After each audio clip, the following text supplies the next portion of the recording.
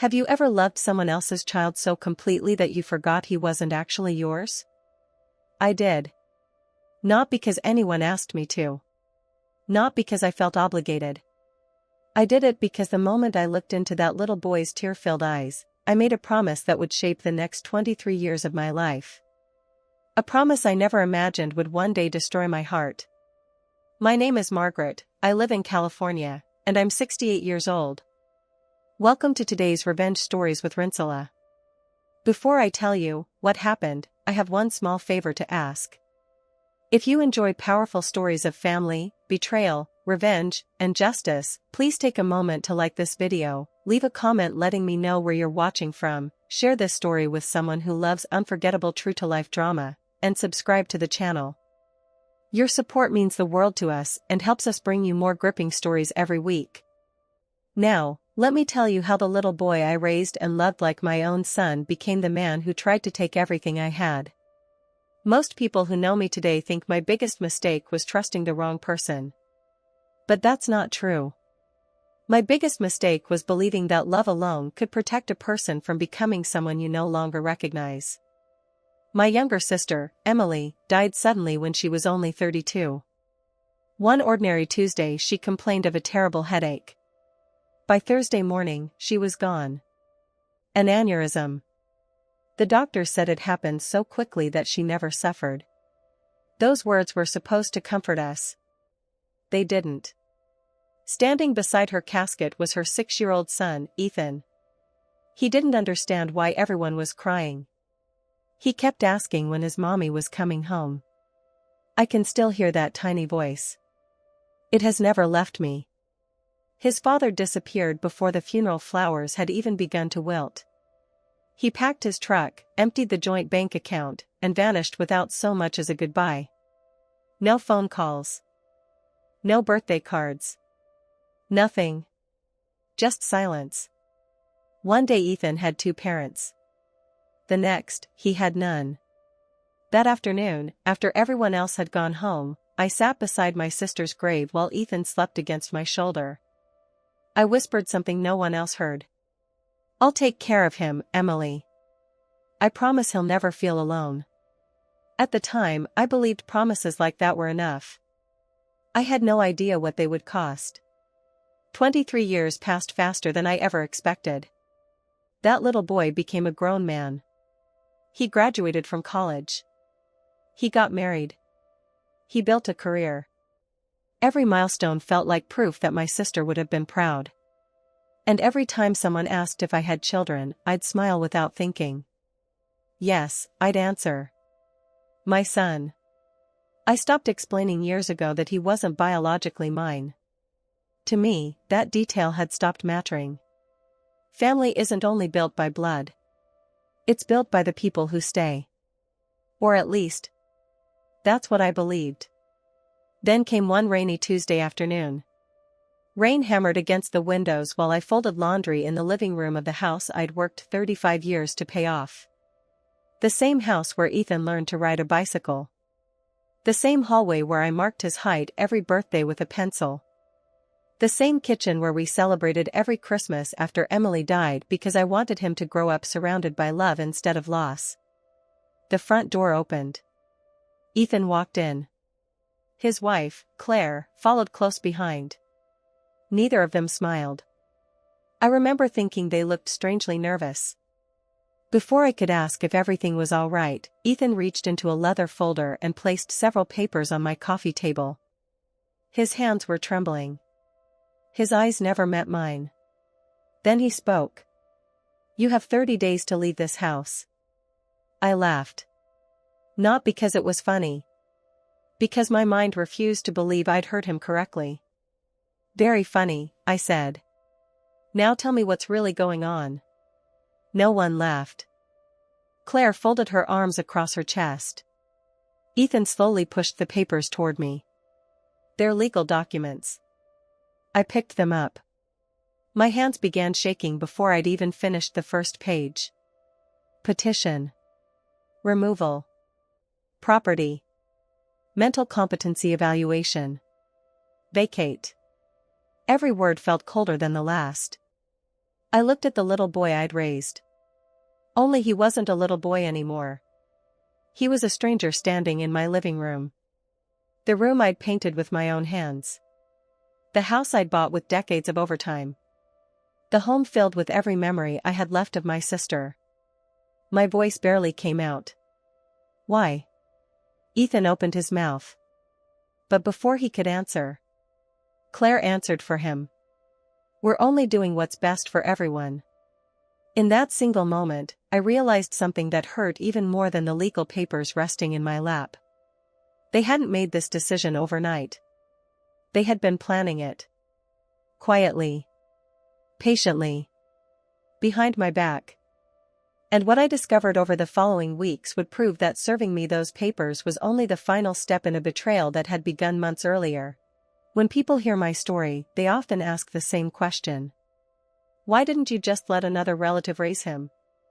The answer is simple. There wasn't anyone else. My parents had already passed away. Emily was my only sibling. His father's family wanted nothing to do with a child who reminded them of responsibility. That left only me. I wasn't wealthy. I wasn't young. And I certainly wasn't prepared to become a mother overnight. I had already buried my husband 5 years earlier after he lost his battle with cancer. We never had children of our own. Doctors told us it probably wouldn't happen. We cried about it once. Then we accepted it. Life has a way of closing one door while quietly opening another. I just never expected that door to arrive carrying a frightened 6-year-old with a backpack almost bigger than he was. The first night Ethan stayed with me, he refused to sleep in the bedroom I'd prepared. Around midnight, I found him sitting on the hallway floor outside my room, hugging his favorite stuffed bear. "I don't want to wake up and be alone again," he whispered. I sat beside him until sunrise. The next morning, I bought a nightlight shaped like the moon. He insisted the moon protected him while he slept. For years afterward, I replaced that little nightlight every time it burned out. It wasn't expensive. But it reminded him that someone would always be there when darkness came. Being a parent isn't made of grand speeches. It's built from thousands of tiny moments no one else notices. Packing lunches before sunrise. Helping with homework after working 10-hour shifts. Pretending not to notice when your own shoes are falling apart because his growing feet need new ones first. I worked double shifts at the local hospital as a billing clerk. Sometimes I'd come home so exhausted I could barely keep my eyes open. But Ethan still needed dinner. He still needed someone to check his spelling words. He still needed bedtime stories. So I found the energy. Love has a remarkable way of making impossible things feel ordinary. Every Saturday morning, we made pancakes together. His were always shaped like baseballs. Mine looked nothing like circles, but he insisted they tasted better because I made them. When he was 8, he accidentally called me Mom while introducing me to one of his classmates. His eyes grew wide the moment he realized what he'd said. "I'm sorry," he whispered, embarrassed. I knelt beside him, brushed his hair back, and smiled. "You never have to apologize for making me happy." That night, after he'd gone to bed, I sat alone in the kitchen and cried. Not because I wanted Emily replaced. No one ever could be. I cried because, for the first time since losing my husband, I felt that my life had found a purpose again. As the years passed, Ethan grew into the kind of young man any parent would be proud of. He worked hard in school. He thanked waitresses when they brought his food. He held doors open for strangers. His teachers constantly told me how respectful he was. One of them once pulled me aside after a parent-teacher conference. "I hope you know," she said, "that you're raising a wonderful young man." Those words stayed with me for years. I believed I had done right by him. Every overtime shift. Every sacrifice. Every dream I quietly set aside. It all seemed worth it when I watched him walk across the stage at his high school graduation. As he hugged me tightly with his diploma in one hand, he whispered into my ear, "I couldn't have done any of this without you." At that moment, I believed there was nothing in this world that could ever come between us. Looking back now, I realize betrayal is rarely born in a single moment. Sometimes, it begins so quietly that love mistakes it for gratitude. And by the time you finally recognize the difference, it's already too late. If someone had asked me back then whether I regretted giving up so much of my own life for Ethan, I would have laughed. Regret never even crossed my mind. Watching him succeed felt like watching my sister's dreams continue through him. After high school, Ethan received acceptance letters from several colleges. He was smart enough to earn scholarships, but they only covered part of the tuition. There were still books to buy, housing to pay for, meal plans, transportation, and countless expenses no one warned you about. I had some savings. Not much. Just enough that I had hoped to finally travel one day. Emily and I used to dream about taking a train through New England every autumn, watching the leaves turn brilliant shades of red and gold. After she passed, I promised myself I'd take that trip in her memory. Instead, I emptied that savings account to pay Ethan's first semester. I never took that vacation. And I never missed it. Every time he called to tell me about a good grade or a professor who believed in him, I felt richer than any vacation could have made me. During his sophomore year, his old sedan finally gave out. The repair shop told him it would cost more than the car was worth. He sounded devastated when he called. "I'll figure something out," he said. "You've already done enough." I smiled, even though he couldn't see me. Mothers don't keep score. The following weekend, I surprised him with a reliable used car. Nothing flashy. Just something safe enough to get him to class and back. He hugged me so tightly I thought my ribs might crack. "I'll pay you back someday," he promised. "You already have," I said. "You became the man your mother hoped you'd be." When Ethan graduated from college, I cried harder than I had at any graduation before. Not because he was leaving home. Because I had kept my promise. Emily had trusted me with the most precious part of her life, and somehow, despite all my doubts and mistakes, I'd helped him reach that stage. A few years later, Ethan landed a good job with a growing technology company. He worked hard, earned promotions, and slowly built the kind of stable life every parent hopes their child will have. Then one Thanksgiving, he brought someone home. Her name was Claire. She was beautiful. Confident. Well-spoken. She arrived carrying homemade pumpkin pie and a bouquet of fresh flowers. Before dinner was over, she'd already insisted on helping wash dishes. By the end of the evening, she'd hugged me and thanked me for raising such an incredible man. It was exactly what any woman who loved Ethan should have said. And I believed every word. When they became engaged the following spring, I couldn't have been happier. Planning the wedding became our family project. Claire often asked for my opinion on flowers, decorations, and guest lists. She even called me late one evening just to ask whether Emily would have preferred white roses or lilies. I remember hanging up the phone thinking, she's making room for my sister's memory. I loved her for that. The wedding was beautiful. I quietly paid for more than half the expenses, though I never told anyone exactly how much. It wasn't about recognition. It was about giving Ethan the celebration he deserved. For a while, life seemed almost perfect. Sunday dinners became a tradition. The house echoed with laughter again. Claire talked about someday filling the spare bedrooms with children. I secretly imagined tiny footprints racing through the hallway where Ethan had once played. For the first time in decades, I allowed myself to believe that my home wasn't just preserving old memories. It was preparing to make new ones. Then, about 18 months after the wedding, Ethan called with worry in his voice. The company where Claire worked had downsized. She'd lost her job. Money was suddenly tight. Their apartment lease was ending. "Would it be all right," Ethan asked carefully, "if we stayed with you for a few months? Just until we get back on our feet?" I didn't hesitate. "Not even for a second. This house has always been your home," I said. "You never have to ask." Looking back now, those may have been the most expensive words I ever spoke. The first few weeks felt exactly the way I'd imagined. We ate dinner together every evening. Claire found a temporary job. Ethan helped mow the lawn on weekends. The house felt full again. Alive.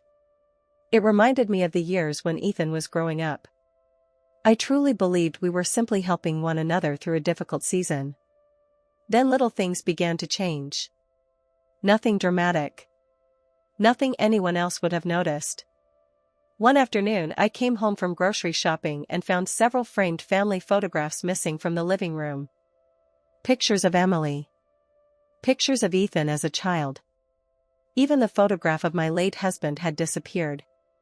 "Oh," Claire said cheerfully when I asked about them. "I packed them away." The room looked a little cluttered. I forced a smile. "I'm rather attached to clutter." She laughed as though I'd made a joke. But the picture stayed in the closet. A week later, the furniture had been rearranged. Then came new curtains. Different dishes. New throw pillows. None of those things truly bothered me. It was, after all, just decorating. But something deeper had begun shifting beneath the surface. Claire gradually stopped referring to the house as your home. Instead, she would say things like, "Our kitchen needs brighter lighting. Our living room could use a larger television. Our backyard would be perfect for a playset someday." At first, I barely noticed. Then one evening, the word "our" started sounding strangely different. As though I had quietly disappeared from the sentence. Ethan rarely disagreed with her. If anything, he seemed relieved to let Claire make every decision. He'd always hated confrontation. Whenever I hesitated about one of the changes, he'd wrap an arm around my shoulders and say, "It's only furniture, Aunt Margaret." Aunt Margaret. It startled me. He hadn't called me that in years. Usually, I was simply Mom. Or sometimes just Margaret when he wanted to tease me. Now, somehow, I'd become Aunt Margaret again. The title shouldn't have mattered. But somehow, it did. The changes kept coming. Claire reorganized the kitchen until I couldn't find my own measuring cups. She turned my sewing room into her home office without asking. Boxes filled with my belongings slowly appeared in the basement. Whenever I questioned it, there was always a reasonable explanation. "We're just trying to make better use of the space. We thought this would be easier. We're only helping." Those words became so common that I almost stopped hearing them. Almost. One Saturday afternoon, I overheard Claire talking on the phone while she thought I was out gardening. "This place has so much potential," she said. "It just needs to feel younger." I froze outside the kitchen window. After a pause, she laughed softly. "No. Margaret doesn't really notice these things anymore." The words settled over me like cold rain. She wasn't talking about the furniture. She was talking about me. That evening, while clearing the dinner table, Claire smiled sweetly and asked, "Have you ever thought about moving somewhere smaller?" I chuckled. Why would I? This house is awfully big for one person. I've lived here for 35 years. Exactly, she replied. Don't you think it's becoming a little too much to manage? Before I could answer, Ethan spoke. I've actually wondered the same thing. The room fell silent. I looked at him, expecting a wink. A smile. Some sign that he didn't really mean it. Instead, he quietly focused on his plate. For the first time in 23 years, I felt like a guest sitting at my own dining table. Still, I pushed the uneasy feeling aside. Families go through awkward seasons, I told myself. Claire was under stress. Ethan was trying to keep everyone happy. Things would settle down. After all, love had carried us through every hardship before.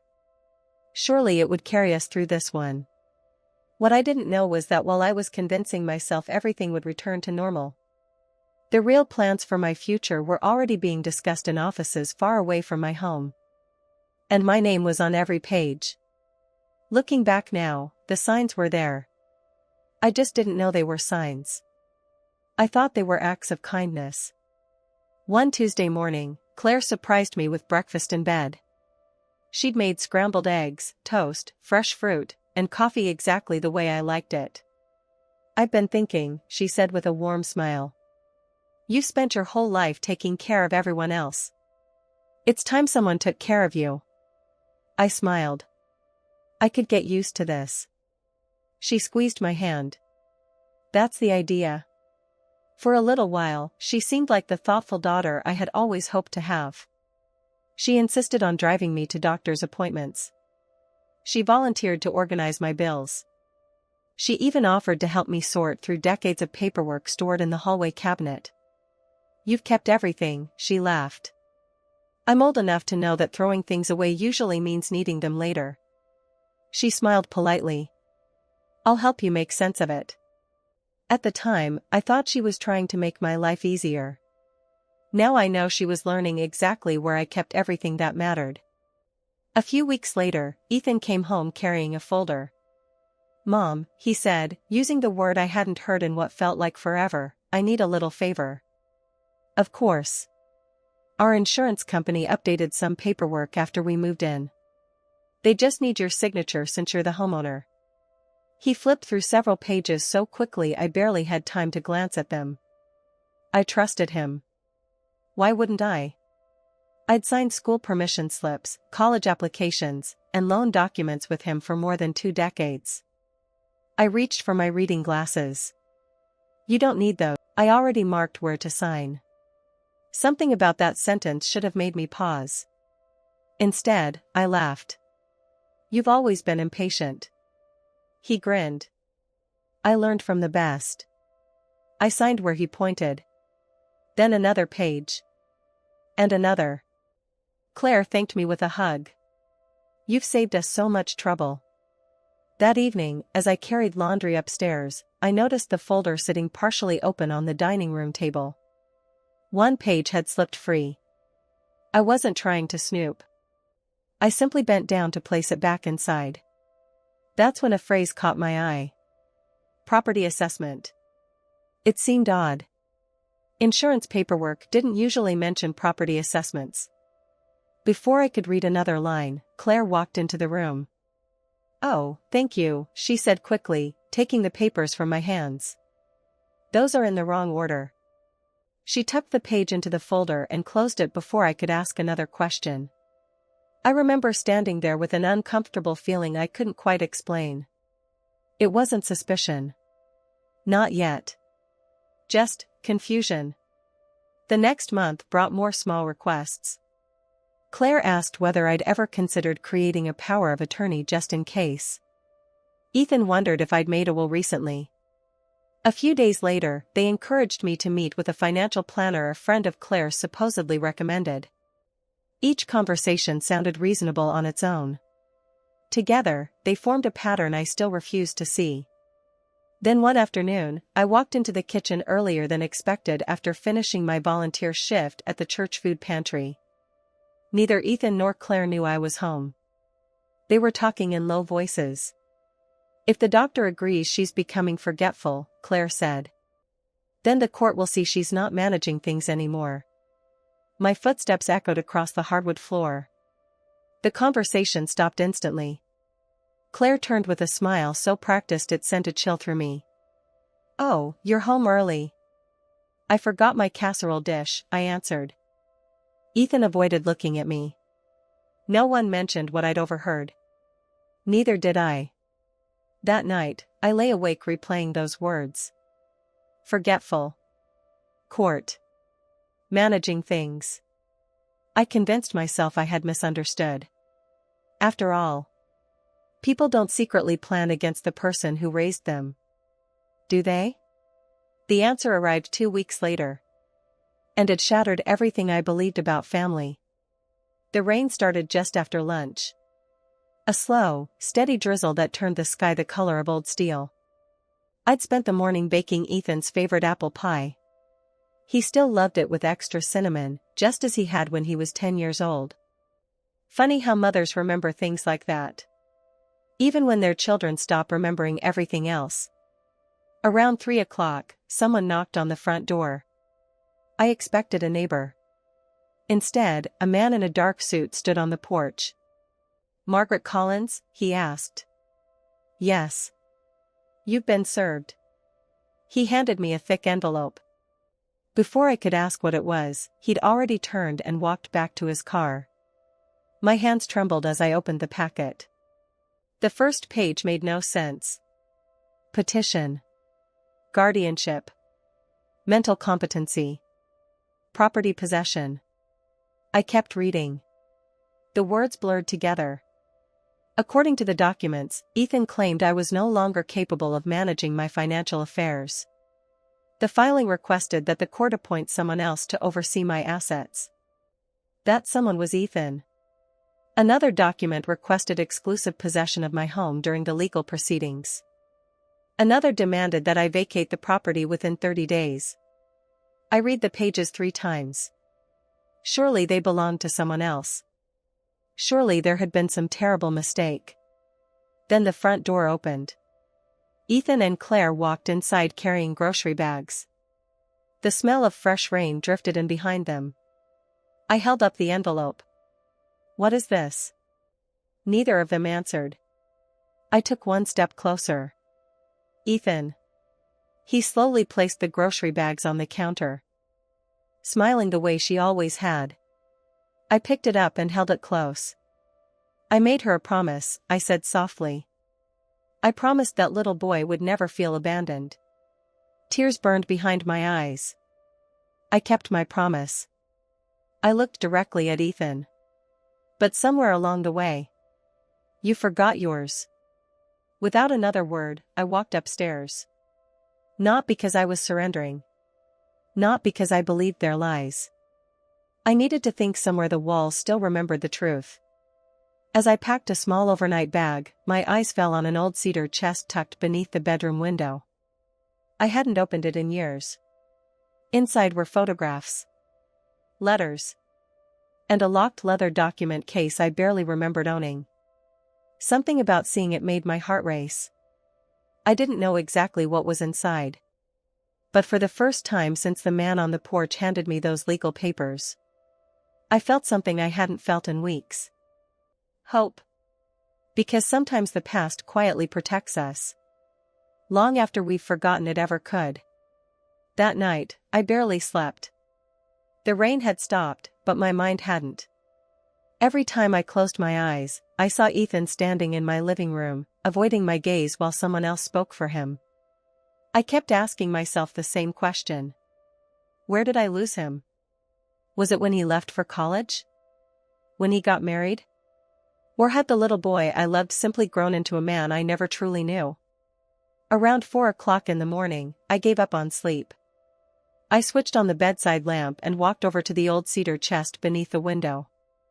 It had belonged to my grandmother before it became mine. Inside were the pieces of a lifetime. Emily's handwritten recipe cards. My late husband's military medals. Boxes of faded photographs tied together with blue ribbon. Christmas ornaments Ethan had made in elementary school. A tiny baseball glove he refused to throw away because, according to him, lucky things should stay lucky. Beneath everything else rested a dark brown leather document case. The brass clasp had become dull with age. For a moment, I couldn't even remember what was inside. When I finally opened it, I found neatly organized folders. Tax records. Insurance papers. Old deeds. And at the very bottom, a thick envelope with my attorney's name written across the front. The date made me stop breathing. It had been prepared almost 23 years earlier. Only a month after Emily's funeral. Suddenly, memories came rushing back. Back then, my attorney, Mr. Harrison, had insisted we prepare for every possible future. You never expect family conflict, he'd told me. But the law isn't written for perfect families. It's written for moments when people stop behaving like one. At the time, I almost laughed at him. Ethan is 6, I had said. He would never hurt me. Mr. Harrison had smiled kindly. I'm sure he wouldn't. But children grow into adults. And adults sometimes make choices children never would. I remembered signing the documents. I remembered placing them in the cedar chest. And then, life happened. Years passed. Responsibilities multiplied. Eventually, I forgot they even existed. With trembling hands, I unfolded the trust agreement. Page after page outlined exactly how the family home would be protected. The house had never been placed directly into Ethan's future inheritance. Instead, it was held in a trust created after Emily's death. Its purpose was simple: to guarantee that I would always have the unquestioned right to live there for the rest of my life. Only after my death would Ethan inherit the property. But only if certain conditions had been met. I read those words 3 times. Then a 4th. My heart pounded louder with every sentence. One section had been highlighted by Mr. Harrison all those years ago. Any beneficiary who attempts, through fraud, coercion, undue influence, false declarations of incapacity, or legal intimidation, to remove Margaret Collins from her residence during her lifetime shall immediately forfeit all rights to the property and any proceeds connected to the trust. I stopped reading. The room became perfectly still. Claire's words echoed in my memory. We're only doing what's best. The legal papers. The competency petition. The pressure to sign documents. The conversations about power of attorney. The attorney visits. Every piece suddenly fit together. Not only had Ethan tried to force me out of my own home, he had unknowingly violated the very condition that protected the inheritance he believed he was securing. For the first time since receiving those court papers, I smiled. It wasn't a smile of victory. It was relief. Relief that my younger self had listened to an attorney wise enough to prepare for a future I could never imagine. The next morning, I called the law office listed on the trust. Mr. Harrison had retired several years earlier. His daughter, Rebecca Harrison, had taken over the practice. When I explained my name, there was a brief silence. Then she said something that made tears fill my eyes. My father told me that if Margaret Collins ever called about the family trust, I was to clear my entire schedule. 2 hours later, I sat across from her desk while she carefully reviewed every document Ethan had served me. She remained quiet until she finished the last page. Then she closed the folder. They've made a very serious mistake. I swallowed hard. I was afraid you'd say I had no chance. She gently shook her head. No. They've handed us exactly what we need. She explained that Ethan's own legal filings were now evidence against him. By claiming I was mentally incompetent without credible medical proof. By attempting to obtain control of the property through court action. He had triggered the trust's protective clause. Rebecca looked directly at me. Margaret. This isn't just about defending your home anymore. They may have just destroyed his inheritance. I closed my eyes. Despite everything, that sentence hurt. Because even after all he'd done, part of me still wanted to protect him from himself. The courthouse felt colder than any place I'd ever entered. Not because of the air conditioning. Because families aren't supposed to meet in court. They're supposed to meet around dinner tables. Birthday cakes. Christmas trees. Not polished wooden benches where strangers decide whether love survives greed. When I walked into the courtroom, Ethan was already there. He looked exhausted. Dark circles surrounded his eyes. Claire sat beside him wearing a perfectly tailored suit, whispering constantly into his ear. For a brief moment, our eyes met. He looked away first. The hearing began quietly. Ethan's attorney argued that I had become forgetful. That I struggled with financial decisions. That the home had become too difficult for someone my age to maintain safely. Rebecca didn't interrupt. She simply took notes. When it was her turn, she stood and placed one document before the judge. The trust agreement governing this property.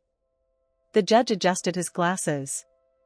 For several minutes, the courtroom remained silent except for the turning of pages. Then he looked up. When was this executed? Rebecca answered. 23 years ago, Your Honor. Long before anyone imagined today's dispute. Claire's confident expression began to fade. The judge continued reading.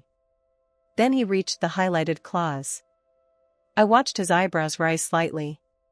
He looked toward Ethan. Mr. Collins. Were you aware this trust existed? Ethan slowly shook his head. No, Your Honor. I wasn't. Rebecca stood again. The trust is explicit.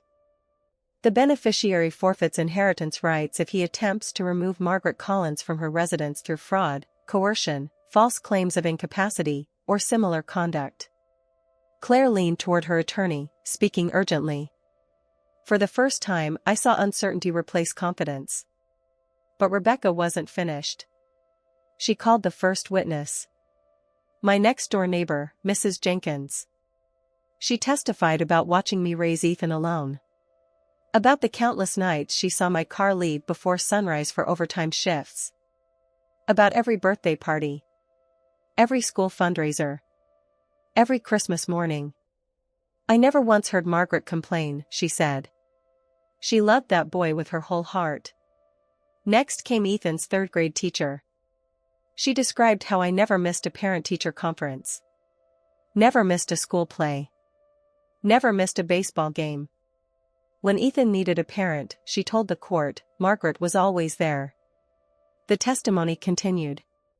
Our pastor. A retired baseball coach. Even the manager from the grocery store where I'd worked a second job years earlier. Each story painted the same picture. A woman who had sacrificed everything. Not because she expected repayment. Because she believed that was what family meant. Then Rebecca reached into a worn manila folder. I have one final piece of evidence. She carefully unfolded several sheets of lined notebook paper. The court is about to hear words written by Ethan Collins himself at the age of 16. My heart nearly stopped. I recognized the pages immediately. It was a school assignment. A letter he'd written for Mother's Day. Rebecca asked permission to read it aloud. The judge nodded. Her voice softened. Dear Mom. She paused. I know you're not my real mom by blood, but you've been my real mom every day that mattered. The courtroom became perfectly still. She continued. You worked 2 jobs so I could have one good life. If I become when you get old, I'll take care of you the way you've always taken care of me. I lowered my head. Tears slipped quietly into my lap. Across the courtroom, Ethan began crying. Not loudly. Just silently. Like a little boy who suddenly realized what he'd broken. Rebecca folded the letters. No further questions. The judge removed his glasses. He looked first at me. Then at Ethan. Finally, he delivered the words that changed everything. The trust is valid. The evidence clearly establishes that the petition seeking removal of Margaret Collins from her residence activated the forfeiture provision. He paused. This court dismisses the competency petition with prejudice. He looked directly at Ethan. You attempted to take from the woman who spent her life giving to you. The law cannot repair that. But it can protect her from it. His gavel struck once. The property remains solely protected for Margaret Collins under the trust. Mr. Collins has forfeited all future inheritance rights connected to the residence. For several long seconds. No one moved. Claire's face turned pale. She looked at Ethan with disbelief. Then anger. Without saying a single word to him. She stood, picked up her purse, and walked out of the courtroom. She never looked back. Ethan remained seated. His shoulders shook as quiet sobs filled the silence. For the first time since this nightmare began. He wasn't grieving the loss of a house.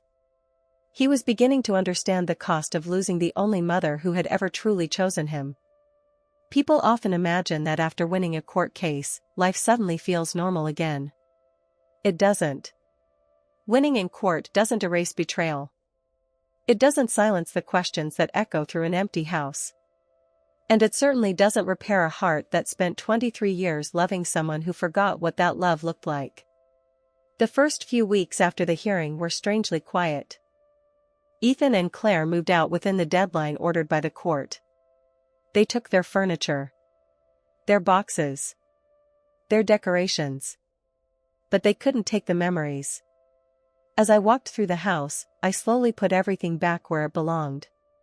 I rehung Emily's photograph above the fireplace. I carried my husband's old rocking chair back to its corner by the window. I unpacked the family albums Claire had stored away in the basement and placed them back on the bookshelf. It felt less like decorating, and more like welcoming my home back to itself. I also changed a few things. Not because I wanted to erase the past. Because I wanted to reclaim my future. I painted the spare bedroom a soft blue. I planted roses beneath Emily's favorite window. Every Saturday morning, I sat on the front porch with a cup of coffee, watching the neighborhood wake up. For the first time in months, I could breathe. Then one crisp October afternoon, just as the maple trees began turning shades of amber and gold, the doorbell rang. When I opened the door, Ethan stood there alone. No Claire. No lawyer. No briefcase. Just a tired-looking man holding a small cardboard box. For a moment, neither of us spoke. He looked thinner. Older. Not because of time. Because regret has a way of aging people far faster than birthdays ever do. I know I shouldn't have come, he said quietly. I'll leave if you want me to. I studied the face I'd watched grow from a frightened little boy into a broken man.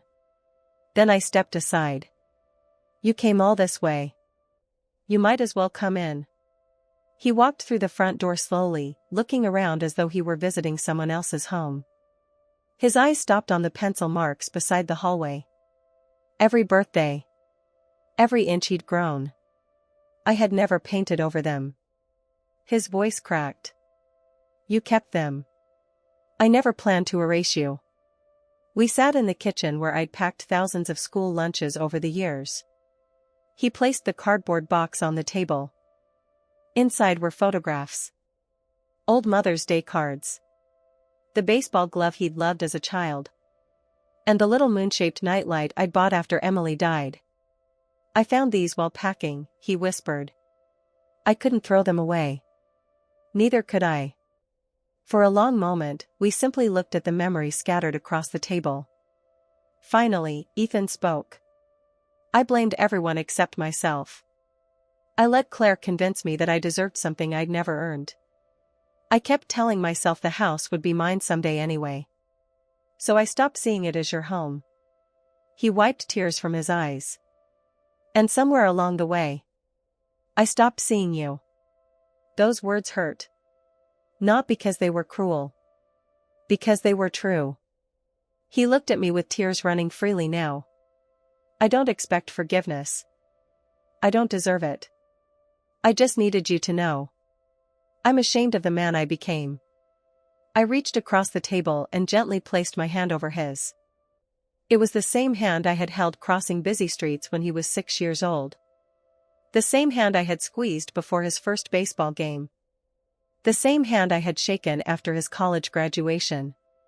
I forgave you weeks ago, I said softly. His head lifted in surprise. You did? I forgave you because carrying hatred hurts the person carrying it. He began crying harder. Relief washed across his face. Then I said the words he needed to hear. And the words I needed to say. But forgiveness doesn't erase consequences. He nodded before I even finished. I know. I don't expect anything. You were right to protect yourself. I would have done the same. For the first time in months. We weren't arguing. We weren't standing across a courtroom. We were simply two people mourning something that could never fully be repaired. When he stood to leave, he paused at the front door. I love you, he whispered. The words carried all the weight they had lost. I smiled gently. I know. He walked down the front steps without looking back. And somehow, That goodbye felt more honest than any promise we'd made in years. Winter arrived quietly that year. The first snowfall covered the front yard in white, making everything look untouched. Fresh. Peaceful. I often sat beside the living room window, watching snow settle on the roof Emily had once helped me decorate for Christmas. Age has a funny way of changing what matters. When you're young, you chase bigger houses, better jobs, more money. Eventually, you realize peace is worth far more than possessions. A few weeks after Ethan's visit, I met with Rebecca Harrison one final time. She assumed I wanted to rewrite the trust simply to remove Ethan completely. Instead, I handed her a different set of instructions. I want to create a scholarship. She smiled. What kind of scholarship? One for children who've lost their parents. She looked at me quietly. In Emily's name. I nodded. My sister believed every child deserves someone who believes in them. I'd like her kindness to keep living long after I'm gone. Most of my estate would eventually fund college scholarships for children who had experienced the same kind of loss Ethan once had. Children who simply needed one person willing to stand beside them. Rebecca carefully made the changes. The house, however, that stayed exactly where it belonged. With me. Not because I wanted revenge. Because some places are more than buildings. Their memory. Their family. Their promises made beside hospital beds and gravesites. No amount of greed can rewrite those things. People in town still ask me about Ethan from time to time. I tell them he's finding his way. Because I truly hope he is. Last Christmas, a small package appeared on my porch. Inside was a handmade ornament shaped like a moon. There was no return address. Only a handwritten note. It read, "Thank you for never giving up on the little boy I used to be. I'm trying to become him again." I hung the ornament on my Christmas tree. Right beside one Emily had made decades earlier. Sometimes healing doesn't look like everything going back to the way it was. Sometimes healing means accepting that some chapters have ended, while choosing not to let them define the rest of your story. People often ask me if I regret raising Ethan. My answer surprises them every time. No. I don't regret loving him. Love was never the mistake. His choices were. The greatest revenge wasn't watching him lose his inheritance. It wasn't winning in court. It wasn't seeing him walk away with nothing. The greatest revenge was refusing to let betrayal turn me into someone bitter. It was protecting my home without sacrificing my compassion. It was proving that integrity survives even when trust doesn't. And every spring, when children receive scholarships in my sister Emily's name, I remember the promise I whispered beside her grave 23 years earlier. I'll take care of him. I kept that promise. Even when he forgot his. Because in the end, some people inherit houses. The truly fortunate inherit love. And if there's one lesson my life has taught me, it's this.